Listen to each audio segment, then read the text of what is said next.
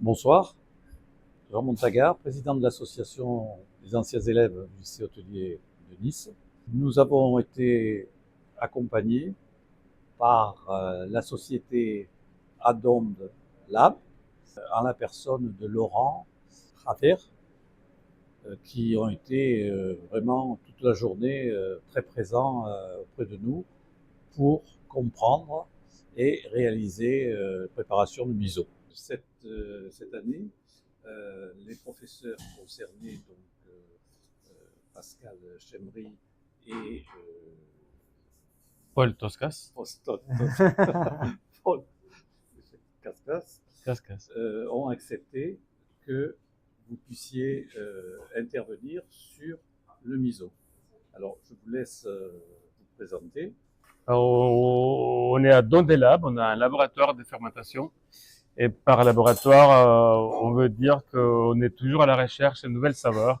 Et on s'est spécialisé dans le koji, que ce soit koji de riz, koji de soja, koji de blé, pour justement utiliser une démarche traditionnelle japonaise et partir de là pour sur de différentes aventures sensorielles et puis gustatives. Et en deux mots, voilà ce qu'on fait.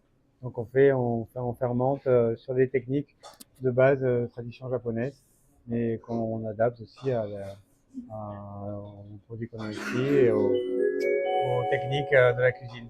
Et je crois que les étudiants ont beaucoup apprécié cette J'espère. intervention. Nous aussi. On va d'ailleurs leur demander à quelques-uns leur impression sur votre passage de la journée. Bah pour nous aussi, c'était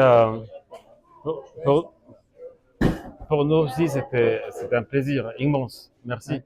Merci vraiment Merci parce qu'on n'a pas l'habitude d'intervenir dans un milieu scolaire, académique et franchement, j'ai trouvé que la curiosité des étudiants était vraiment au rendez-vous. Ouais. Ouais. Merci. Merci à toi. Merci à toi. Merci à vous. Alors, à mon avis, c'est un ingrédient d'avenir parce que la fermentation, c'est très intéressant gustativement parlant. Alors moi, tout d'abord, j'ai trouvé que c'était très intéressant parce qu'effectivement, on a vu beaucoup de choses qu'on ne connaissait pas et surtout d'avoir approfondi autant ce sujet, c'est pas quelque chose qu'on a eu l'occasion de pouvoir faire en cours.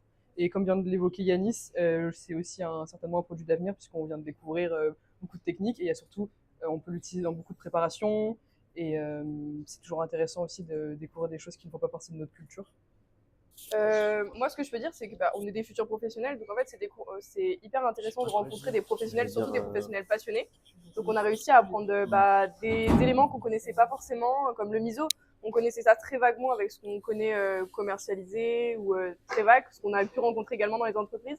Mais le fait de le créer par nous-mêmes, on prend vraiment la sensibilité du produit, on sait comment c'est fait et on découvre toute son étape, on se rend compte que c'est quelque chose d'assez précieux auquel il faut prendre soin et ça permet de bien sensibiliser également à tous les produits comme au chocolat.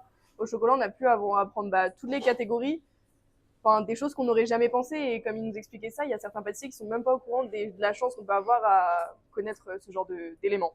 Donc j'ai trouvé ça très intéressant et ça permet d'approfondir notre domaine. Du coup, moi, je sais pas trop quoi rajouter, mais comment dire, c'est un produit. Ce qui est fou, c'est de se dire que ça a été créé il y a des milliers d'années et qu'on y revient de plus en plus de nos jours et que ça devient quelque chose qui est de plus en plus utilisé dans la cuisine d'aujourd'hui.